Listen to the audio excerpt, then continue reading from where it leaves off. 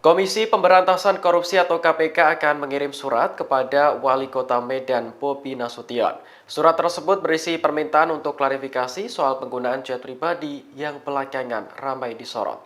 Deputi Pencegahan KPK Pahala Nainggolan mengatakan pihaknya sedang mengkaji keaslian foto Bobi yang hendak naik jet. Jika terbukti benar, KPK bakal menyurati menantu Presiden Jokowi tersebut guna dimintai klarifikasi. Pahala mengatakan klarifikasi penting untuk mengetahui asal-usul uang yang digunakan untuk naik jet. Hal ini mengingat status Bobi adalah penyelenggara negara. Sebelumnya, foto yang menunjukkan Bobi naik jet pribadi bersama istrinya, Kahiyang Ayu, viral di media sosial. Narasi dalam foto disebutkan bahwa pesawat tersebut berada di eks Bandara Polonia Medan yang kini berganti nama menjadi Lanut Suwondo.